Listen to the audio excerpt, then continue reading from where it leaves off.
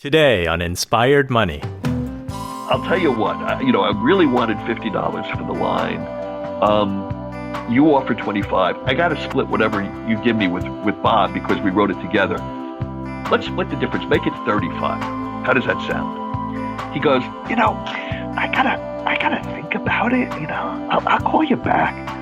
I hang up. I tell this story to the other writers in the room.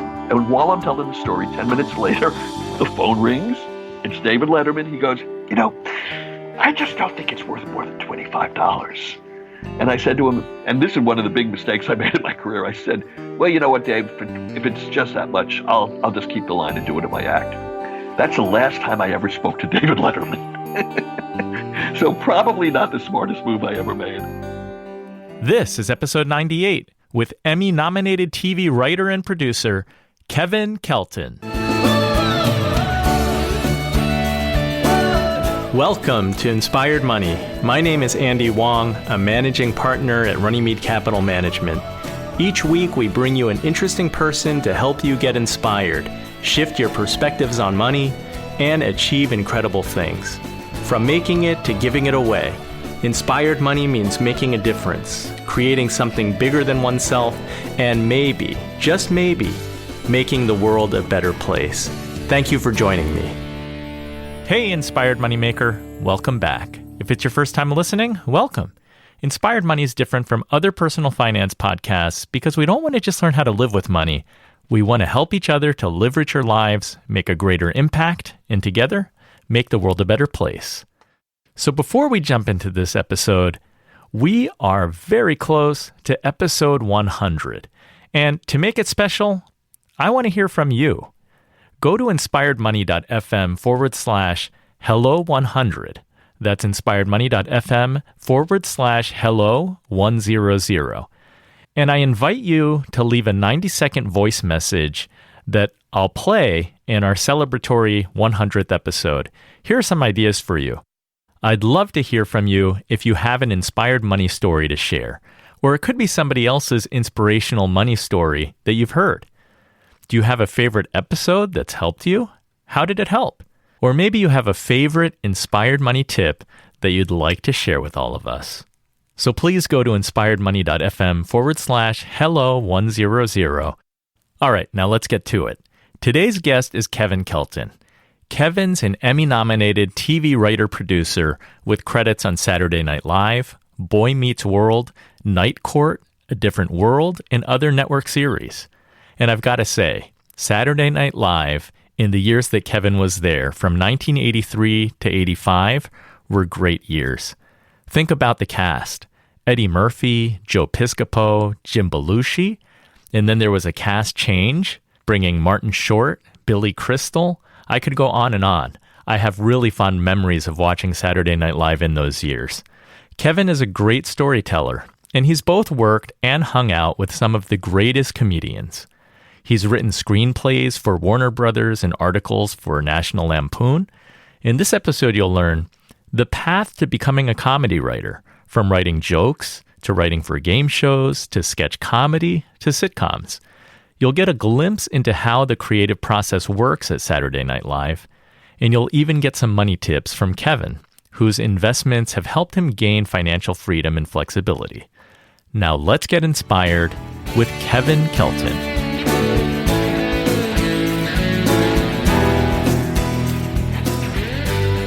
So Kevin, welcome to Inspired Money. I'm so excited to have you on the show.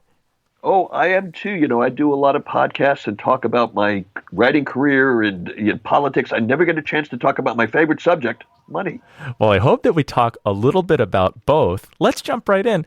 What's your earliest childhood memory of money? My father was an accountant, and I learned the value of saving, and I learned how to handle money and understand money and value from him at an early age. And we were a very frugal family, even though we were a middle-class family in the 60s. If I wanted something, I remember when I was about 11 years old, and I'm a smaller person and I was a smaller kid, so I couldn't ride a normal bike. So my parents splurged to get me what was called a Stingray bicycle. Do you remember Stingray bicycles with banana seats? I remember the banana seat. I don't remember Stingray bicycle. Those, and they had the high handlebars. Well, those were called Stingray bicycles. And because I was smaller, I could ride that and look like I was in a classy bike, but it cost a little extra money. It cost us $60. And my older brother was incensed that my parents spent $60 on that. So it's things like that that I remember. That's a good memory. Today, you are an Emmy-nominated TV writer-producer whose credits include Saturday Night Live, Night Court, Boy Meets World, and other network series. What is it that you wanted to do when you were a kid? I wanted to be a secret agent, and then I wanted to be a hockey player.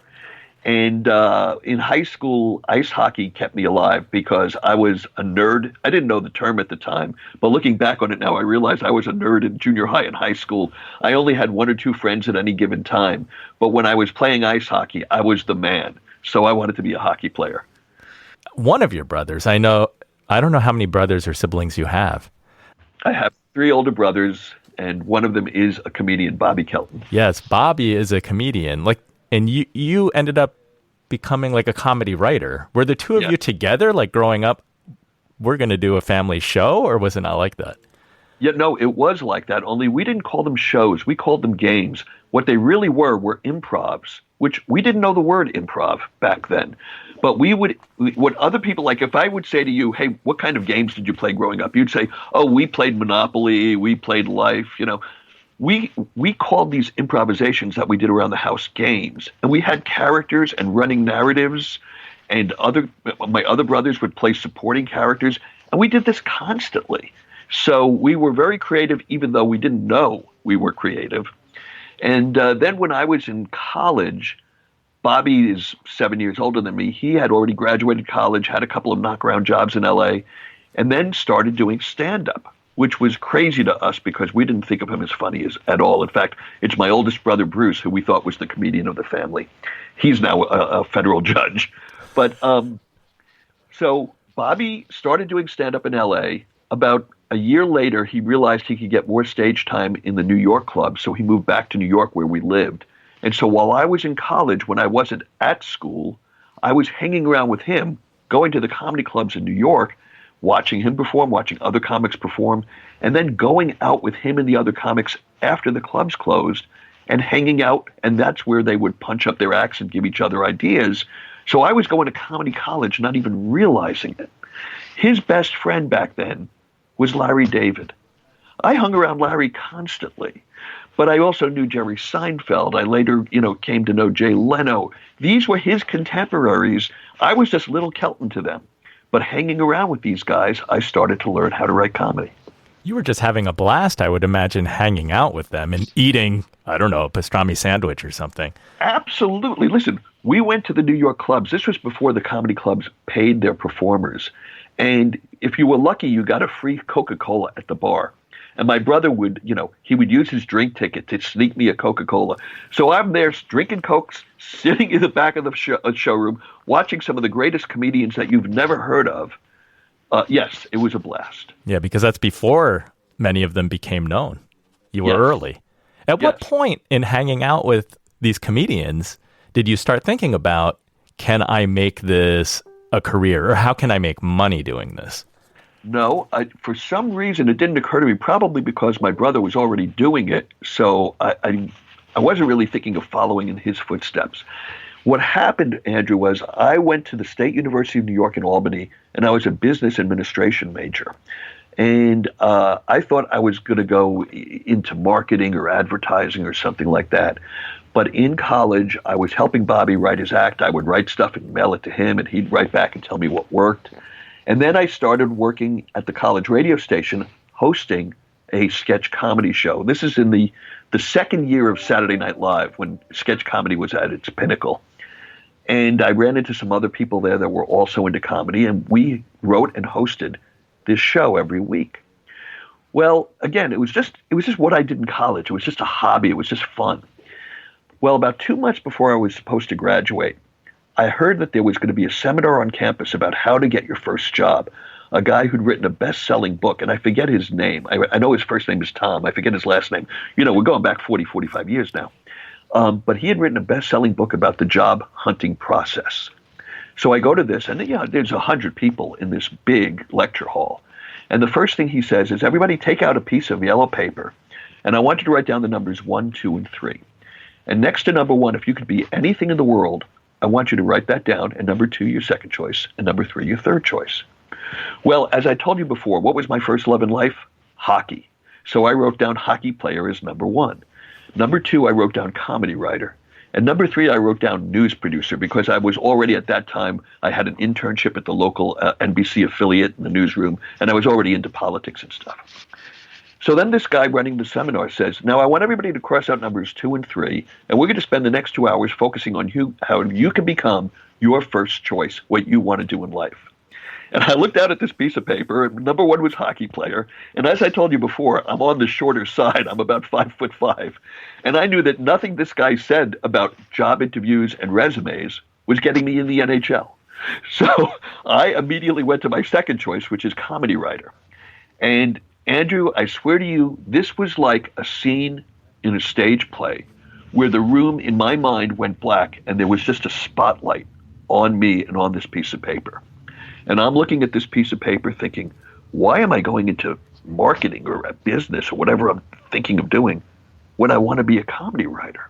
And I would occasionally look up and listen to what this guy was saying, and then I would look back down at this piece of paper and go, what am I doing with my life? So the seminar ends, I go back to my dorm room, and my roommate at the time was the co-host of this radio show, and he was working on some plays that he needed to write for his thesis project for the end of the semester. He was in the theater department. And I said to him, I told him this story, and I said, Mark, I think we should write a television script together. And he said, what are you talking about? I said, well, I heard that the way you get into the business is you write like a sample script, and there's this show, Barney Miller, that I like a lot, and I think you and I should write that together. And he looked at me like I'm out of my mind. He said, what are you talking about? We've got finals coming up. I've got to write 2 one-act plays. We've got to study for tests. We don't have time for that. And I said, and because I knew my roommate well enough, and I knew exactly what to say, I said, well, what if I do all the typing? And he said, oh, okay. And that's how I spent my last 2 months of college, writing a Barney Miller spec script. I got a sample copy or a copy of one of their actual scripts. I wrote it in that format. I sent it to my brother. He showed it to a couple of people he knew out here who were in the business.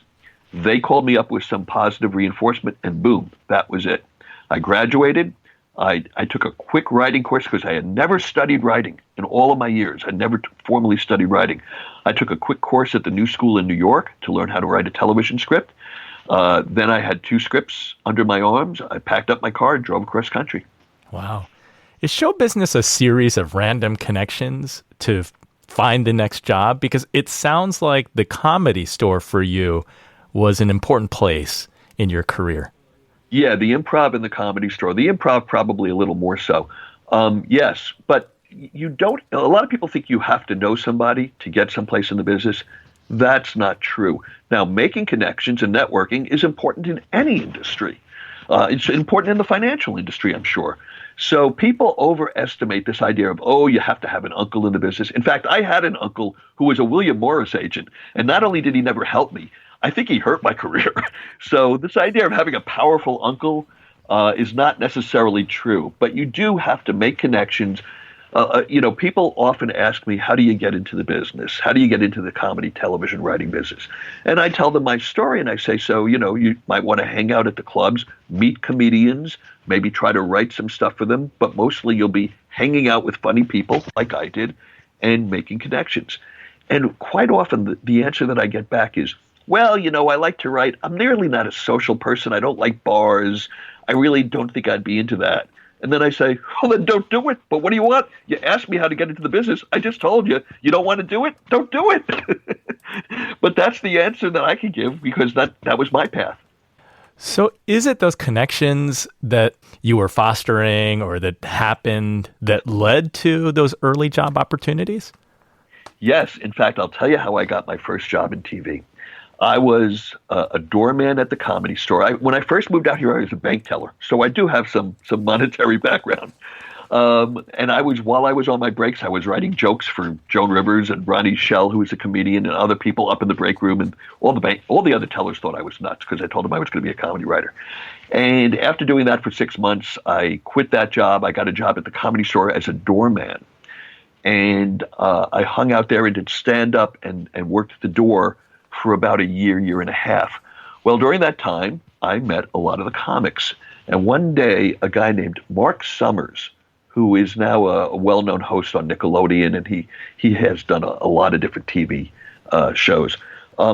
He came up to me and he said, Kevin, he knew me. He said, I like your stuff a lot, and I'm up for a job, or I've been asked to interview for a job writing a game show called Crosswits, and I don't have the time for it, but I thought I'd tell them about you if you want me to. And I said, of course, yes, please, thank you. So he sets up this interview. Well, I have to backtrack now and tell the story of this interview. I go out and I go to this guy's office. He's a producer of the show Crosswits. And the first thing that happens when I walk into the room, he says, Kevin, it's nice to meet you. I got to tell you up front, I'm sorry I made you drive down here. We hired somebody for the job yesterday. But since you're here, let's chat, because Mark tells me you're a funny guy. I figured, what the hell, I'm here. Okay, I sit down. And we're talking, and he keeps saying, I know you from someplace. And I say to him, yeah, I'm looking at you. You look familiar to me, too. So we start playing, Jewish geography. Where do we know you from? And by the way, I'm Jewish. I can say that. He says, we try, do you ever hang out here? Have you ever eaten there? And then he says, did you ever do the dating game? Now, as it turns out, back in 1980, the dating game was using all the comics in the Comedy Store because they were funny contestants. And I had interviewed for and got on the dating game. And I said to him, yeah. And he said, I remember your interview, your trial interview for the show. You were funny. And I said, thank you, because I guess I was. And he said, look, we don't have a job for you, but I know another game show that's looking for people. Would you like me to send you over there? He did. I interviewed there. I wrote them some sample material, and I got that job. And that was my first TV job. It was a game show called Face the Music. 1979, I got that job. Kevin, for those of us not in comedy writing, what is the value of a joke or like writing a line? Oh, you mean monetarily on the market? Yeah. Great question. Oh, I've got so many good stories based on these questions. It could be anywhere on the low end, $10, and on the high end, it could be $100, $150. Now, by the way, I'm going by the market that I knew in the 80s and 90s. Who knows what it is now? But I'll tell you two interesting stories. I would occasionally go up to comedians that I met through my brother, or then I was meeting on my own, and offer them lines, and they would buy them. And generally the price was $25. Maybe if it was a good line, $50. I know Rodney Dangerfield back then was paying $100. I sold some jokes to Joan Rivers. She only paid $10. But you would do it because you wanted the credit of writing for Joan Rivers. Well, one day I was hanging out with a friend of mine, a very funny comic who has since left us. His name is Robert Schimmel. He was a very funny comedian, but he and I started out together, and we decided we were going to try writing some stuff together.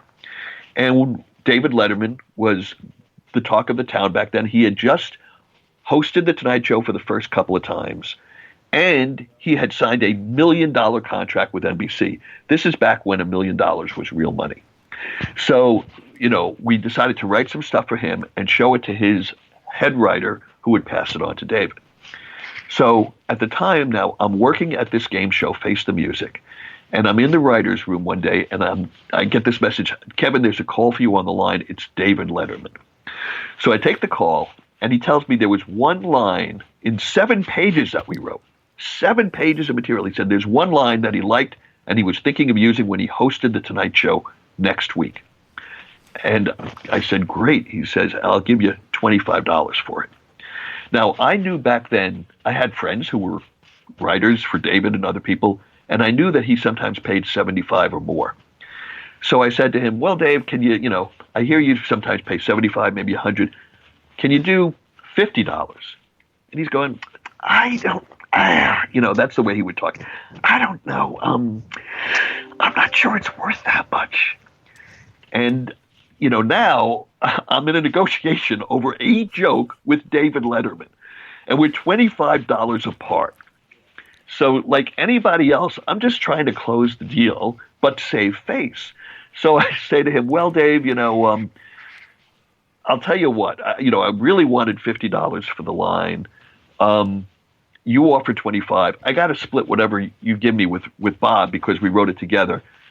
Let's split the difference. Make it 35. How does that sound? He goes, I gotta think about it. I'll call you back. I hang up. I tell this story to the other writers in the room. And while I'm telling the story, 10 minutes later, the phone rings. It's David Letterman. He goes, I just don't think it's worth more than $25. And I said to him, and this is one of the big mistakes I made in my career. I said, well, you know what, Dave, if it's just that much, I'll just keep the line and do it in my act. That's the last time I ever spoke to David Letterman. So probably not the smartest move I ever made. Yeah, it's really hard to tell. I mean, hindsight's 2020. Was it good to stand your ground, or should you have just said, all right, Dave, I'll give you one freebie, and then... Yeah, no, it's the latter. It's so obviously the latter that I sit here embarrassed 45 years later. Coming up, how Kevin got a job at Saturday Night Live, what it was like to work there, money, investing, and more. But first, Kevin runs into an old friend at 30 Rock. Right, and we both ended up working in 30 Rock in New York City, he doing The Late Show with David Letterman, and I was writing on Saturday Night Live. And one day I was walking down the hallway of the sixth floor where his studio was, and there he is with a couple of people, and I'm just walking by, and we made eye contact, and I think he remembered me. Now remember, this is like 3, 4, 5 years later. Who knows how many thousands of people he'd met on his journey since then. So I couldn't tell whether he recognized me and just didn't want to say hi, or he didn't recognize me. But that's the last time I saw him live. You were no longer on his speed dial. No.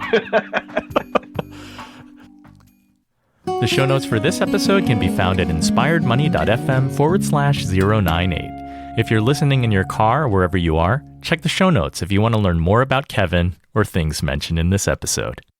It's time for the Runnymede Money Tip of the Week. Kevin's a comedy writer. So to contrast that, I'm going to take this opportunity to talk about a morbid subject, wills. Many of us are inclined to put off thinking about our mortality, myself included. Drawing up a will is really important, so I want to give you a few things to think about. Number 1, decide if you want to get help or do it yourself. You can hire an attorney or use a reputable online software. 2, select your beneficiaries. When you die, someone or a group of people will receive your money, your house, and other belongings. The key is to keep your beneficiaries up to date. 3, you have to pick an executor for your will.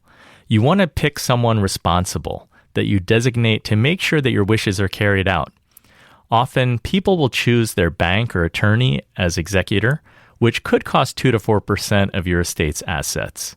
Alternatively, you can select a family member, but experts say that he or she should be compensated, either through an hourly rate or a percent of assets. Keep in mind that closing an estate can be very time-consuming. 4, pick a guardian for your kids. Consider naming at least 3 guardians in order of preference, in case your selected guardian cannot take on the role at that time. I don't have to remind you that taking on the care of a minor child or children is a really large responsibility, so that's why it's good to have some backups. If you haven't written a will yet, those are some key things to think about. You'll also need to select witnesses that are different from your beneficiaries who are over 18 to sign your document. Keep your will in a safe place like a safety deposit box. And while preparing your will, it's a good time to work on a power of attorney and living will in case you're ever incapacitated. Finally, don't forget to review and update your will as things may change. That's the Runnymede Money Tip of the Week. Inspired Money is brought to you by Runnymede Capital Management. We help you to plan, invest, and worry less. What's your biggest financial challenge right now? Do you have an account that you haven't been paying attention to? Do you need some advice? If you need help, go to inspiredmoney.fm/Andy to email me. or schedule a 15-minute call at inspiredmoney.fm/15. We can talk about anything, your money, the show, your 401k, whatever. I'd love to hear from you. You're listening to Inspired Money. I'm Andy Wong. So tell me, Kevin, how did you get onto Saturday Night Live? Well, after that game show that I worked on, Face the Music, my next job was on a show called Fridays, which was ABC's answer to Saturday Night Live. It premiered in 1980. It was a sketch comedy show. Coincidentally, one of the cast members was Larry David, although he had nothing to do with me getting the job. Michael Richards was also on that show. But it was basically a Friday night version of Saturday Night Live. And after that job, I started to get all these sketch comedy jobs. So I was already kind of in that world. My agent told me in 1983 SNL was looking for people and I should put together a packet. I did. I sent it in. They called me up. The producers called me up. They told me they liked the stuff, but they were, they had 400 different submissions. They were trying to narrow it down. They asked me if I could turn around and write a couple of more things by such and such a day. It was like maybe 3 days or 4 days later. And I knew what they were doing. In the first situation, they figured maybe he pulled out some trunk pieces that he had written, but how do we know he could write under deadline? So they were trying to get me to write under deadline. They said, please write these 2 or 3 things by Thursday. And I did. I wrote a couple of more things. I sent them in. They liked it. They hired me. How does it work at Saturday Night Live? Because you're constantly under deadline, right? Every week. Right. And it's not even a week. You actually only have about 2 days to write the show. The schedule there is on Monday afternoon, the writing staff meets with the guest and you pitch ideas. But the truth of the matter is we often didn't have any ideas. So we did a tap dance for the host, trying to make them think that we were going to come up with stuff. And that meeting was always a disaster because, first of all, even if you had an idea, writers are not necessarily the best pitchers of their own ideas.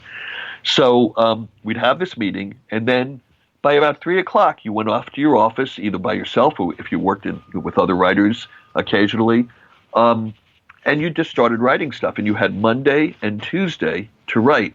On Wednesday at around 2 o'clock, we would have a read-through where all of the sketches that were written were put into a packet. The actors and the host would sit around a conference table and read it out loud. And in the room were all the writers and the heads of the various departments, sets and costumes and what have you.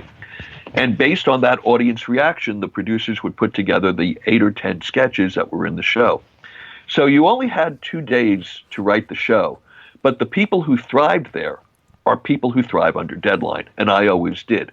So that was never...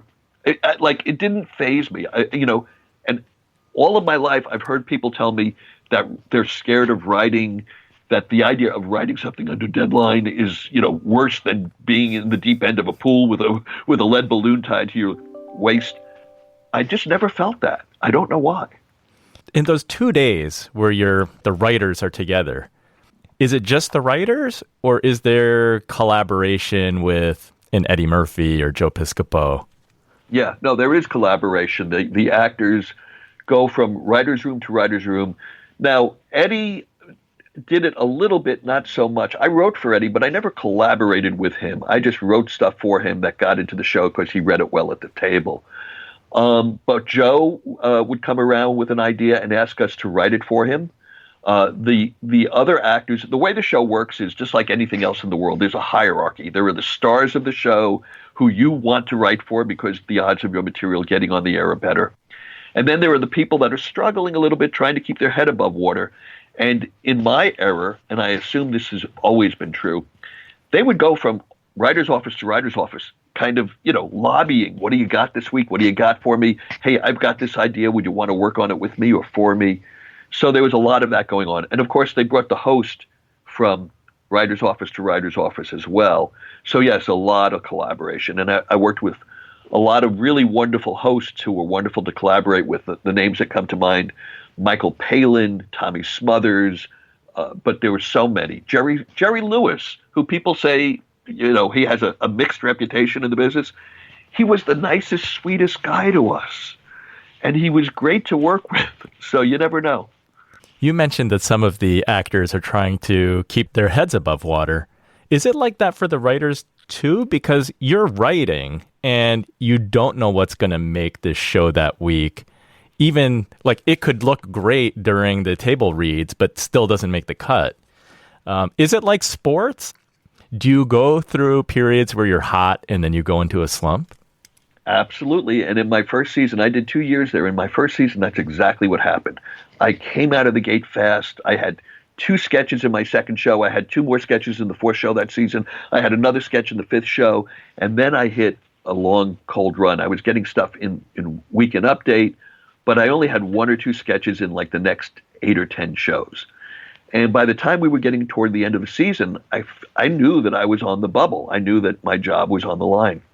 So I spent the last month there writing sketches frantically. In fact, when everybody else was going home on hiatus and taking a vacation, I stayed in the offices and kept writing. And the second to last show, I got a sketch on, a Jim Belushi sketch that did very well.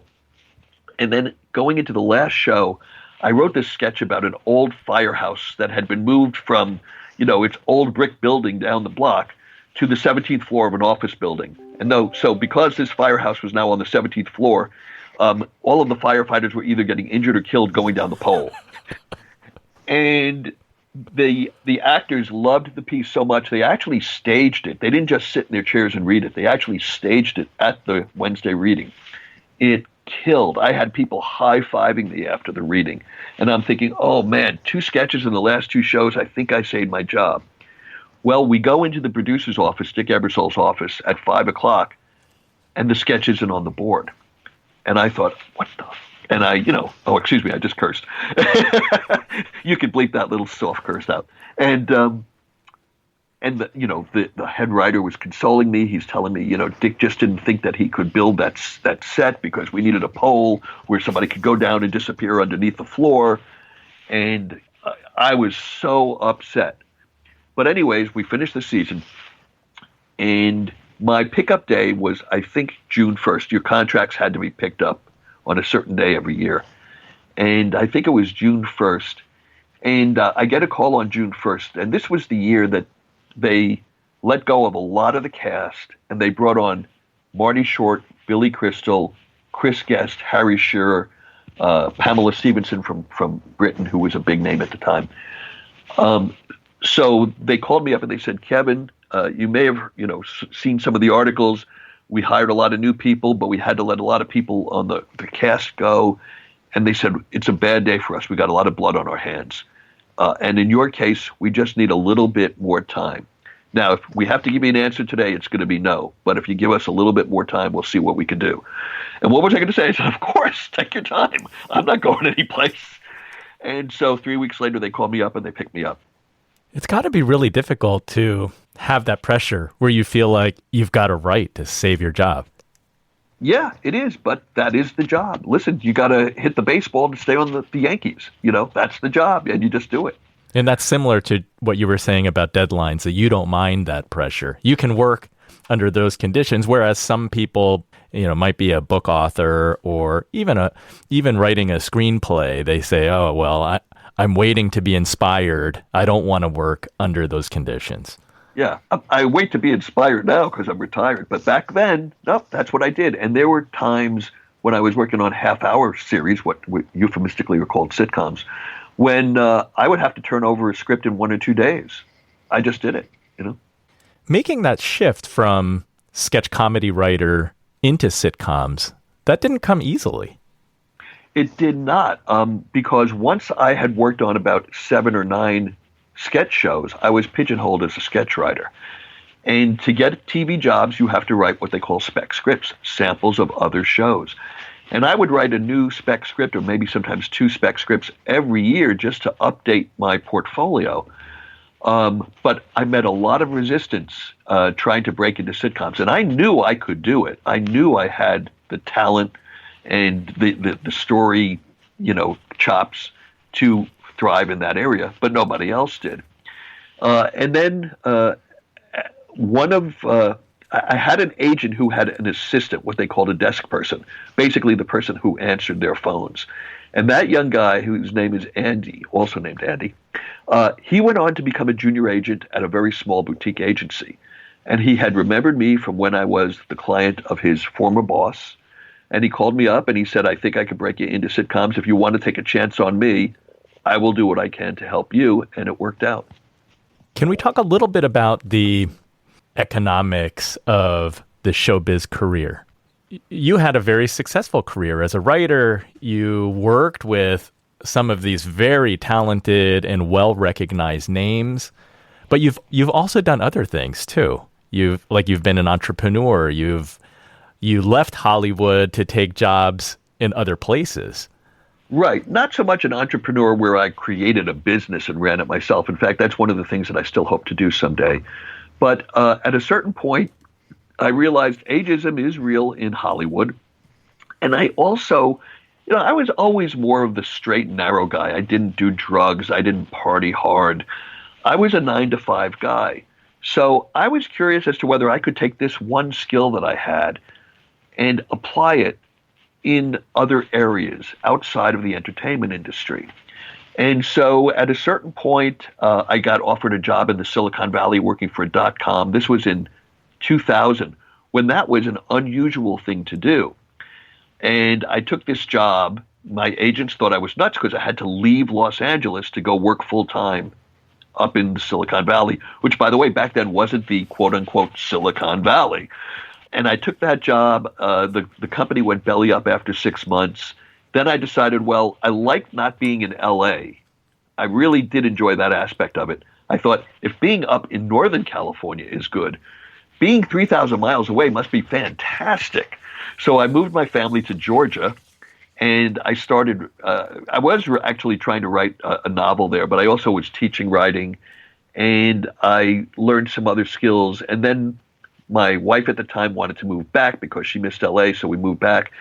And I got a job doing instructional design at a company that creates business and ethics compliance courses for other corporations. In fact, they're one of the leaders in that field. And they were looking for someone to run their writing staff who could bring a sense of creativity and narrative to the very dry, dense legal material. Sounds much different than Saturday Night Live or Fridays or... Incredibly. But what I found out is there were two things that I learned in that. Three things. First of all, I learned that writing is writing no matter where you are. Also, dealing with clients, whether you call it, NBC or whether you call it Dow Chemical, dealing with the people who make decisions is the same in both situations. They will not understand what's good. They will give you bad notes.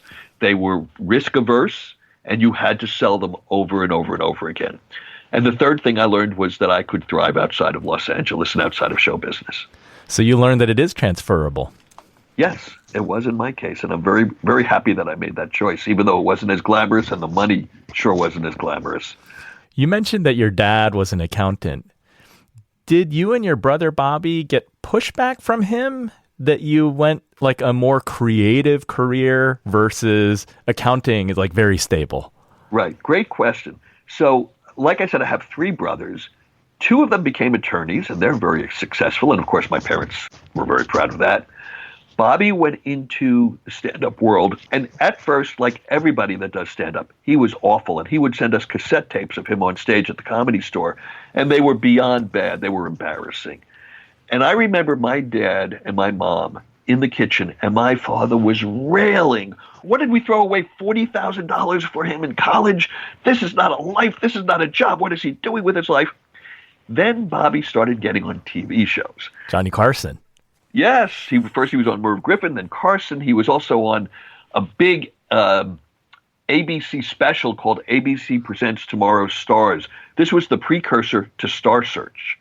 And Ed McMahon was the host of this 2-hour special. They had done a national talent search. It had come down to, they had two in every category. And Bobby was one of the two comedians, and he won the comedian category. So after this, and then the Tonight Show, well, when they would meet friends, who do you think their friends would ask them about? You think they'd ask them about the two attorneys or the kid that was still in college? No, it's how's Bobby doing? I saw him on TV. He was great. So by the time I went into it, he had paved the road for me. I got no pushback. I think that your dad had a positive influence on you because of his being an accountant on you and managing your money. Can you talk about, given your showbiz experience, like what are your thoughts on planning for retirement and investing? Well, you're right. My dad did teach me some invaluable lessons. And these are if I can share anything with your audience, and by the way, these are not like novel ideas. These are ideas that are out there, but they're out there because they're true. The first one is pay yourself first. And I'm sure you've heard that many times, Andrew. No matter what you make every week, whether you make $150 or whether you make $1,500 a week, take some percentage of that every week. And the first thing you do with that is invest it in your 401k or your brokerage account. But every week you pay yourself first before the bills. And if you start doing that at a relatively young age, as I did because my dad told me to do that, you start building up a retirement account. So that was the first thing that I learned from him. And of course, over time, compounded interest and, stock market returns, you're going to do very well. The other thing that I learned from my dad was, I was making really good money by the late 80s or the early 90s. I was, I'll tell you, I was, making close to $500,000 a year, which again, maybe today isn't that impressive, but back then that was pretty good money for a single guy. And I didn't do drugs. I didn't drive fancy cars. I drove a Honda. I rented. So I would always say to my dad, what should I do with all this money I'm making? Kind of very un-Hollywood, right, Kevin? Yeah. I mean, it's about image. Like a lot of guys want to buy their fancy sports car and drive down Rodeo Drive. Yeah, no, my fancy sports car was a Toyota Celica. It was a convertible, but it was a Toyota. So, and I learned this from my dad and also from Bobby, who set the example. Bobby is one of the cheapest people you will ever meet. In a nice way, we should say stingy, but he's really cheap. But what I learned from watching him was you don't live at the level you're earning. You live below the level that you're earning so that if that earnings go away, you're not at zero sum. So I was living a lifestyle that, while it was very comfortable for me, was not fancy and not very expensive. And so I had all of this money left over. And I'd say, Dad, what should I do with it? He'd say, buy another 100 shares of IBM. Buy another 100 shares of GE. And we'd have this conversation every few months. Dad, what should I do with it? There's a company called Apple. I like them. Buy 100 shares of Apple. Well, that's what I was doing all through the late 80s and through the 90s. And, I was not much of a speculator. I was a buy and hold kind of investor. I bought companies that I understood. I didn't, I did a little bit of speculating toward the end of the 90s when everybody was. But mostly I bought, blue chip stocks. I knew McDonald's. I knew Walmart. I knew Coca-Cola. I knew Pfizer. And so I just kept adding those stocks. And that's why I could sit here on a Tuesday chatting with you instead of getting dressed and going to work. So it's about freedom, because it sounds like by buying quality companies that you can have faith will be there tomorrow and very likely 10 years from now, 20 years from now. So you're able to make money while you're sleeping. Yeah. And like you said, if you buy good companies that quite often I'll hear about a new company and everybody, it's going to be the hot new IPO or something. And my attitude is, that's okay. They may be very successful. People who invest in it may make a lot of money, but I don't have to be in it. I don't have to be a fly drawn to that honey. So I go with companies that I know. Now, again, there were a few times that I got a stock tip or I took a risk on something that sounded like a good idea, and I might have lost a little money, but that goes with the territory. My one, everybody has this story. I'm sure you've got a couple of them. But so I was buying some Apple stock in the mid to late 90s. And at one point, my broker suggested I had 200 shares, and she suggested I sell it and buy something else. And I asked my dad, and he said, well, you got a little profit in it. Yeah, why don't you take the profit and move on?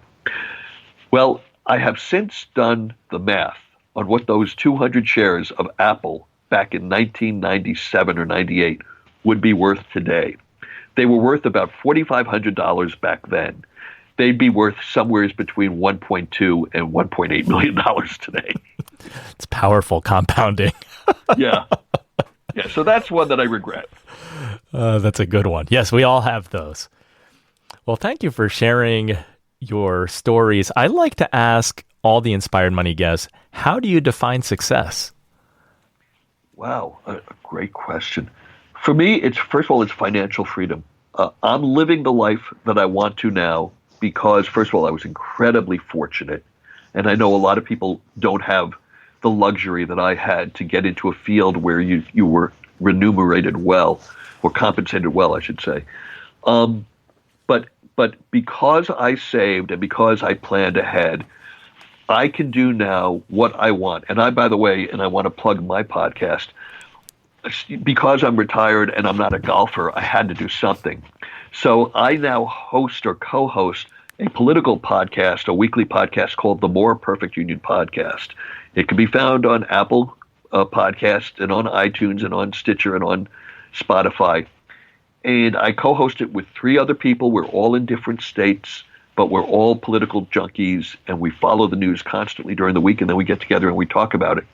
Our motto is real debate without the hate, because even though we have slightly different takes on political ideology, we come at it from a fun point of like shooting the breeze. I always think of the show as like a bunch of people sitting around a lunch table at the local diner just talking about what's in the news.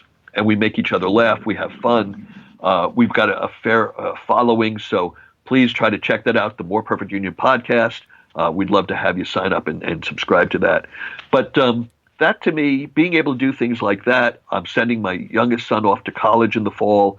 I was able to not only set up my future, each of my kids have, and I won't quote the amount because it would be, they have substantial 529 accounts. Let's put it that way. My kids will never have to take out college loans. And it's because I planned ahead. You're an investing success story. For me, I am. I'm not rich by, the standards of the Trumps or even, a $50 million person. But in my life, I'm rich. I'm healthy. I enjoy myself. I've got great kids. I've got a fiance and hope to be married soon. So, yeah, and it helps to have a few bucks in the bank. Well, thanks, Kevin. Thanks for the time and the stories. Can you tell the Inspired Money listener where they can follow you and find out more? Because in addition to your podcast, I understand that you also have a pretty big Facebook community.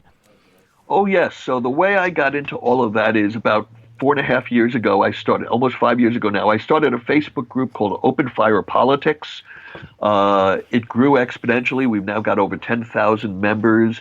And I'm a little bit of a Facebook, what's the word that we used before, innovator, where I've gone off and created a series of open fire groups. So I'm branding the term open fire.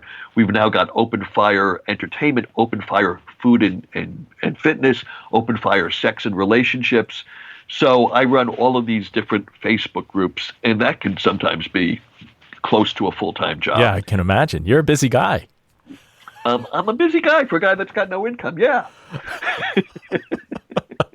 Well, thanks. I will include your links and social media accounts in the show notes. And thank you so much for joining us today.